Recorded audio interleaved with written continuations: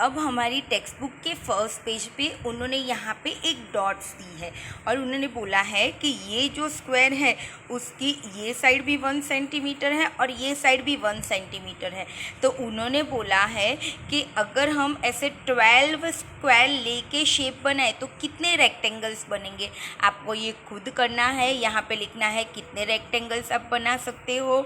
और यहाँ पे उन्होंने लिखा है कि हर एक रेक्टेंगल जो बनेगा वो मतलब कि टोटल उसमें कितने स्क्वायर्स जाएंगे, 12 स्क्वायर। मतलब कि ये 1 2 3 4 5 6 7 8 9 10 11 12 मतलब कि इधर से लेके पूरा इधर तक का एक रेक्टेंगल जाएगा।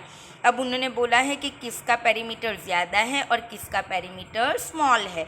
मतलब कि अगर आप 12 स्क्वायर का यूज़ करोगे तो मतलब दोनों का पेरीमीटर सेम आएगा, क्योंकि दोनों के अंदर आप कितने स्क्वायर यूज़ कर रहे हो, 12 स्क्वायर। मैं उसके जैसे थोड़े बहुत एक्स्ट्रा सम आपको सिखा रही हूँ, ये आपको अपनी क्लास वर्क नोटबुक में लिखने हैं। यहाँ पे मैंने लिखा है कि find the perimeter of shapes. ये शेप के पेरीमीटर फाइंड आउट करने हैं, जहाँ पे एक बॉक्स का मेजरमेंट कितना है, 1 सेंटीमीटर इंटू 1 सेंटीमीटर। मतलब लेंथ भी 1 सेंटीमीटर और उसकी ब्रेथ भी 1 सेंटीमीटर। तो ये सबसे पहले एक शेप मैंने बनाया है, तो सबसे पहले उसकी लेंथ और ब्रेथ फाइंड आउट करने। तो लेंथ कैसे फाइंड आउट करेंगे, तो ये लाइन, तो ये 1 बॉक्सेस काउंट नहीं करने हैं। अगेन आई एम रिपीटिंग कि आपको क्या फाइंड आउट करना है, उसकी लेंथ एंड ब्रेथ। मतलब कि आपको बॉक्सेस काउंट नहीं करना है। बॉक्सेस काउंट करोगे तो वो किस में इंक्लूड हो जाएगा, एरिया में। लेकिन हमको क्या काउंट करना है, उसकी बॉर्डर। तो ये 1, फिर ये 2, फिर ये 3, फिर ये 4, फिर ये 5। तो उसकी लेंथ हो गई 5 सेंटीमीटर। और यहाँ पे ये 1 और 2 मतलब ब्रेथ हो गई 2 सेंटीमीटर। अब डायरेक्ट मैं इक्वेशन में वैल्यू पुट कर रही हूँ, that perimeter of rectangle is equal to 2 multiply by length plus breadth. तो 2 मल्टीप्लाई बाय 5 प्लस 2 it means 2 multiply by 7 it means 14 centimetre. अब ये शेप में उसकी लेंथ और ब्रेथ दोनों अलग अलग है, इसलिए ये कहलाएगा रेक्टेंगल। अब यहाँ पे ये शेप में हम उसके जैसे लेंथ और ब्रेथ फाइंड आउट करेंगे, तो ये 1, ये 2, ये 3 मतलब 3 सेंटीमीटर उसकी हो गई लेंथ। और ये 1 2 और 3 मतलब 3 सेंटीमीटर उसकी ब्रेथ हो गई। तो जिस शेप में लेंथ और ब्रेथ सेम होती है उसको बोलते हैं स्क्वायर। तो पेरीमीटर ऑफ स्क्वायर का इक्वेशन क्या है, 4 मल्टीप्लाई बाय साइड, और उसकी साइड कितनी है, 3 सेंटीमीटर।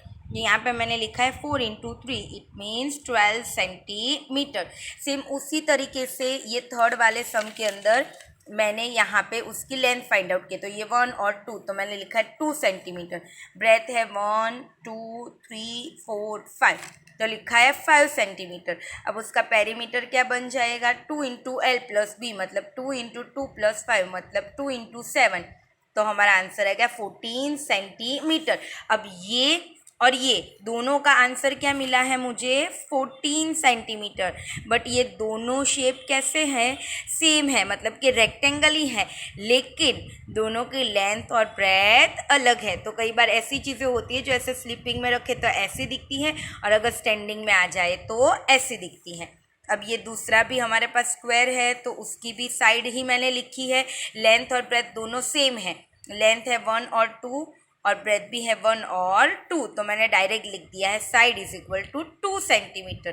तो पेरीमीटर ऑफ स्क्वायर क्या हो जाएगा, 4 multiply by side it means 4 into 2, answer आ गया 8 सेंटीमीटर। अब यहाँ पे इसका 1 2 3 4 5 और ये 1 2 3 4 एंड 5। तो ये भी हो गया हमारे पास स्क्वायर, क्योंकि लेंथ एंड ब्रेथ दोनों सेम है। तो साइड आ गई 5 सेंटीमीटर। तो पेरीमीटर ऑफ स्क्वायर क्या हो जाएगा, 4 multiply by side it means 4 into 5। तो हमारा आंसर आ गया 20 सेंटीमीटर। तो जब भी हम ये बॉर्डर की बात करते हैं तब कौन सा चीज़ यूज़ होती है, पेरीमीटर।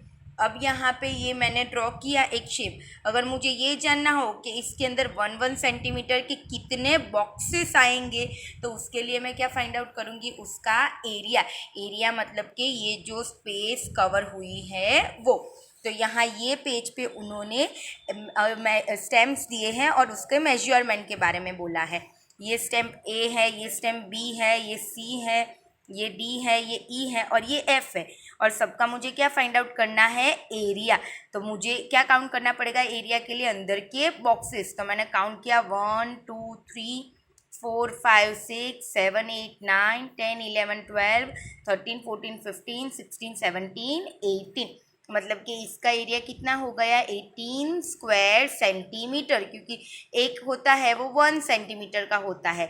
और एरिया फाइंड आउट करने के बाद पीछे कौन सा यूनिट लगता है, स्क्वायर। बी के बारे में 1 2 3 4 5 6 7 8, तो हमारा आंसर आ गया 8 स्क्वायर सेंटीमीटर। इसके अंदर 1 2 3 4 5 6, तो आ गया 6 स्क्वायर सेंटीमीटर। वैसे मैंने सारे स्टेम का मेजरमेंट यहाँ पे लिख दिया है। अब हमने क्वेश्चन पूछा है, how many squares of 1 centimetre side does stamp cover, A cover, मतलब स्टेम्प ए में कितना वो कवर कर रहे हैं, तो कितना कवर कर रहे हैं 18 स्क्वायर सेंटीमीटर, मतलब कि कितने स्क्वायर कवर कर रहे हैं 18 स्क्वायर। और बी वाला स्टेम्प कितना कवर कर रहा है, तो बी वाला कवर कर रहा है 8 स्क्वायर सेंटीमीटर। अब उन्होंने क्वेश्चन पूछा है कि ये सारे स्टेम्प में से किसका एरिया सबसे ज़्यादा है, तो ए का, और कितना है, तो 18 स्क्वायर्स जितना। अब पूछा है how much is the area of biggest stem, तो बिगेस्ट स्टेम का एरिया क्या है 18 स्क्वायर सेंटीमीटर, मतलब कि ये 1 सेंटीमीटर के कितने बॉक्सेस है 18 स्क्वायर। फिर उन्होंने पूछा है विच 2 stems have the same area, मतलब कि कौन से दो का सेम एरिया है, तो कौन से दो का है, तो ये है 12 और ये भी है 12, मतलब डी एंड एफ। तो यहाँ पे मैंने लिखा है D and F. Now how much is the area of this shapes, दोनों का एरिया कितना है, तो 12 square centimetre. The next question is the area of the smallest stamp is, तो सबसे स्मॉलेस्ट का कितना है 4 स्क्वायर सेंटीमीटर।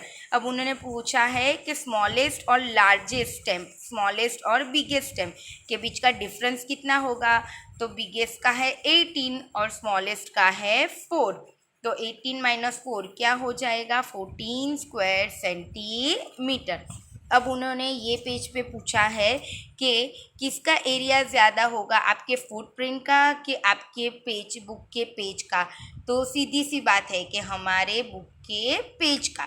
फिर उन्होंने बोला है किसका स्मॉलर एरिया होगा, 5 रुपीज़ की 2 नोट्स का या 100 रुपये की 1 नोट का, तो 100 रुपये की 1 नोट का, क्यों, क्योंकि वो 100 रुपये की 1 है और वो 5 रुपीज़ की 2 है।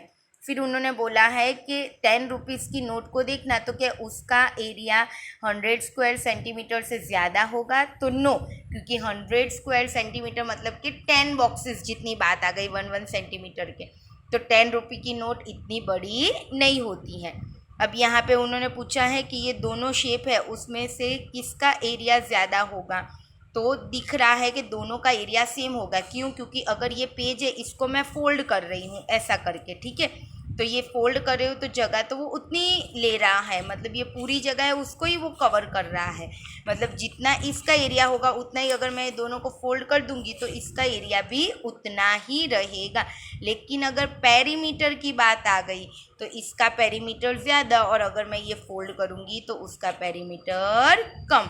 तो आपको ये जो मैंने आंसर्स लिखे हैं वो अपनी नोटबुक में लिखने हैं। बाय ऑल ऑफ यू बेटा, take care, have a nice day.